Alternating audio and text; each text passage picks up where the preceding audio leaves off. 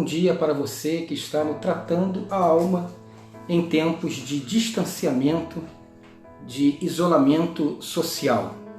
Nós estamos lendo em Mateus capítulo 5, que diz assim no versículo 6: Bem-aventurados os que têm fome e sede de justiça, pois serão satisfeitos. Bem-aventurados os que têm fome e sede de justiça, pois serão satisfeitos. Essa coisa de justiça tem a ver com profundidade, tem a ver com raiz. É fácil você pensar nisso. Imagine se você tivesse que tratar alguma coisa. Você começa pelos frutos, pelas consequências, ou você ataca a raiz, a causa, aquilo que é a base do problema. Assim é essa questão da justiça. A gente não pode pensar só em tratar as consequências, tratar os frutos. A gente tem que botar a mão lá dentro da terra e tocar na raiz e tratar a raiz. É um tema muito caro na Bíblia, a justiça. E mais caro ainda, a justiça de Deus. O próprio Jesus Cristo nos disse assim: buscai primeiro o reino de Deus e a sua justiça, e todas as coisas serão acrescentadas.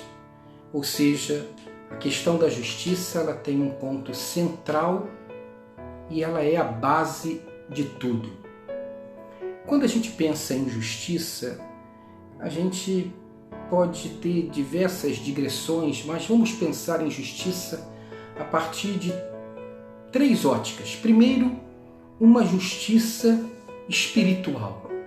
Antigamente, os homens buscavam essa justiça através da lei, ou seja, eles buscavam o cumprimento da lei para se sentirem justos diante de Deus.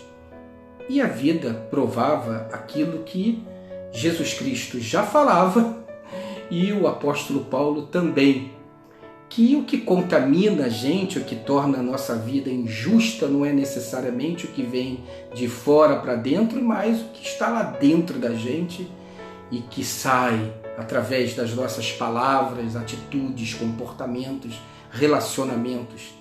E que o homem, por mais que tente ser justo por si próprio, na força do seu caráter, da sua determinação, na sua vontade, isso não é possível. A Bíblia o tempo todo vai dizer que nós somos pecadores.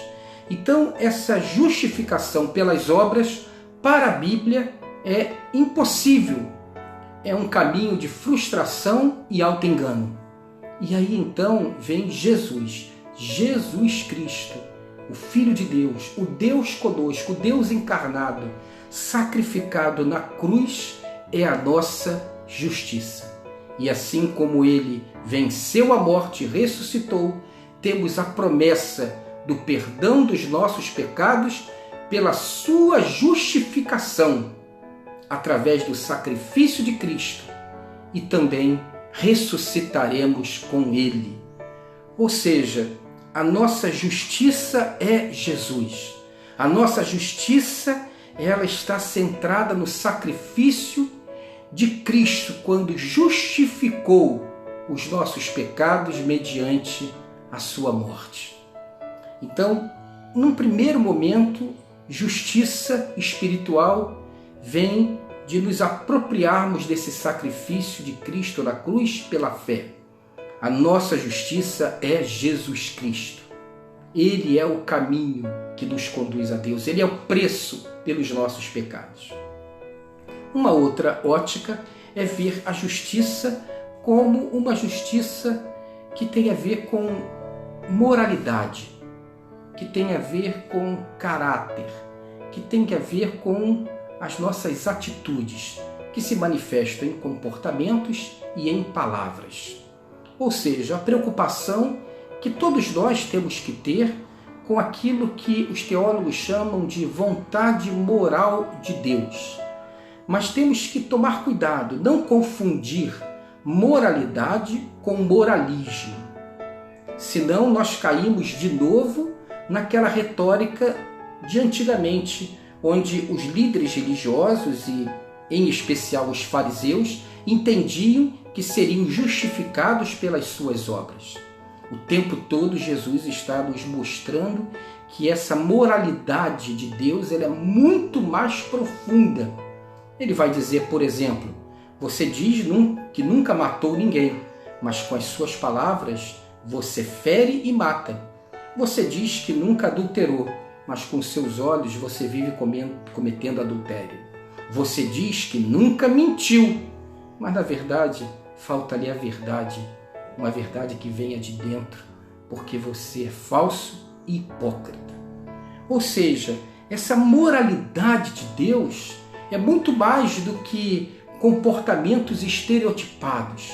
Tem a ver com princípios, com valores fundamentais, como amor, verdade, honestidade, simplicidade, humildade, generosidade, solidariedade.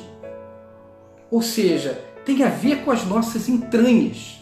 E aí a Bíblia nos dá um caminho, o único caminho possível de atingirmos essa moralidade cristã, essa justiça de Deus, essa moral, essa vontade moral de Deus, que é através do Espírito Santo que habita em nós. Como em Gálatas 5, o apóstolo Paulo vai dizer que a gente tem que andar em espírito e que nós temos o fruto do Espírito, que são as marcas do caráter de Deus em nós. O amor, a alegria, a fé, a mansidão, a temperança, a bondade, a benignidade, o domínio próprio. Ou seja, só pela força do Espírito que podemos alcançar essa moralidade de Deus, essa justiça moral de Deus, sendo que o vínculo maior, o encontro de tudo isso se resume no amor, que é um princípio que Jesus estendeu, porque se ensinava na lei o quê? Que eu não devo desejar aos outros aquilo que eu não quero que eles desejem a mim. Ou seja, devo amar aos outros como a mim mesmo. Porém, Jesus amplia isso e diz que devemos amar aos outros como Ele nos amou. Um amor sacrificial, cheio de misericórdia e graça. Esse é o viés dessa moralidade, dessa justiça moral de Deus. Um grande desafio que só podemos conseguir na força e na condução do Espírito Santo. Uma terceira ótica é ver essa justiça como algo que perpassa o intimista, perpassa o individual e atinge a sociedade através das nossas relações de afeto e sociais. Ou seja, uma justiça social, uma justiça que vai se expressar através dos nossos posicionamentos, da nossa conduta, das nossas relações, sim, da nossa profissão, do nosso trabalho, do nosso papel social ou papéis sociais que exercemos, como cidadão, como família, como igreja, como pessoa, como gente no mundo. Ou seja, aquilo que Jesus já tinha nos dito. Somos o sal da terra e a luz do mundo. Somos os promotores dessa justiça social, que não se preocupa só consigo mesmo, mas com o que é dos outros, que tem um olhar atento principalmente para os necessitados e mais fragilizados e vulneráveis, exatamente como Jesus de Nazaré nos ensinou a fazer, o Cristo, quando aqui esteve conosco. Ou seja, uma preocupação com o todo. E aí está diante de nós a vida, para que na vida possamos ser esse sal, essa luz, nos implicar com o mundo, nos implicar com a realidade do mundo e sermos esse fator diferencial que promove justiça para todos. Ou seja, uma justiça que tem a ver com a minha espiritualidade, que tem a ver em primeiro momento com o meu acerto com Deus, através de Cristo. Jesus Cristo é a minha justiça. Uma justiça que tem a ver com as minhas atitudes, que ela é baseada na força do Espírito Santo que habita em mim. Não é meritória, não consiste em eu ter ou não um bom caráter, mas naquilo que me permito ser afetado pelo Espírito Santo através de mim. Tem a ver com a força do Espírito que conduz a minha vida, e uma justiça social do qual eu sou um promotor, um agente, um construtor, me incluo dentro desse processo. E aí a gente precisa compreender que essa justiça do qual temos sede e fome, somos saciados aqui em parte, e um dia estaremos plenamente satisfeitos. Hoje já experimentamos dessa justiça, hoje já bebemos dela, já comemos dela, mas não por completo. Ainda estamos presos a esse corpo, que é um corpo de pecado, ainda pertencemos a essa realidade que é a humanidade, o mundo, onde o mal é juiz do próprio mal, mas um dia estaremos com o Pai. Como diz em Apocalipse, capítulo 7, a partir do versículo 15. Por isso, eles estão diante do trono de Deus e o servem dia e noite em seu santuário. E aquele que está sentado no trono estenderá sobre eles o seu tabernáculo. Isso aí é uma palavra profética a respeito da nossa vida com Deus na eternidade, quando o reino estará completamente estabelecido. Aí diz assim, versículo 16: nunca mais terão fome, nunca mais terão sede. Não os afligirá o sol, nem qualquer calor abrasador, pois o Cordeiro que está no centro do trono será o seu pastor. Ele os guiará às fontes de águas vivas, e Deus enxugará dos seus olhos todas as lágrimas. Que essa visão profética daquilo que nos está reservado pela fé domine o nosso coração, para que tenhamos essa coragem, essa intrepidez, essa força espiritual para buscarmos essa justiça, como sedentos e famintos que somos, sabendo que a nossa justiça hoje ela é experimentada em parte, mas um dia será plena. Um dia não teremos mais essa fome e essa sede. Hoje essa justiça é Jesus Cristo, nossa justificação mediante o seu sacrifício na cruz. Nossa justiça, ela é de uma moralidade de Deus, expressa pelo Espírito Santo em nossa vida, o fruto do Espírito em nossa vida, que tem como maior viés o amor.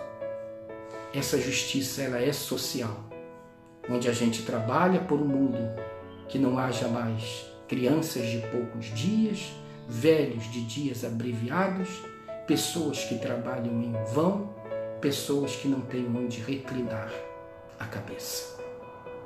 Que esse anseio domine nosso dia de hoje e nossa vida, que possamos ser esses promotores da justiça. Amém? Vamos orar. Pai, eu quero te agradecer por esse novo dia, colocar-me nas tuas mãos junto com meus irmãos, para sermos esses agentes da tua justiça. Sabemos que só o Senhor pode nos saciar, que só o Senhor pode nos preencher, e sabemos que um dia não teremos mais essa sede e essa fome. Nos abençoa, Senhor, nos dando a oportunidade a cada momento de abençoarmos, de fazermos a diferença. E que o amor de Deus, a graça do Senhor Jesus e as consolações do Espírito Santo estejam conosco, com nossas famílias, estejam com as famílias enlutadas, sofridas, atribuladas, em crise, e nos hospitais com os enfermos e com essa gente bonita e brava que nos defende e trata os nossos enfermos. Que Deus abençoe nossa cidade, nosso país e o mundo. Amém, amém, amém. Deus te abençoe. Um beijo no coração. Tchau, tchau.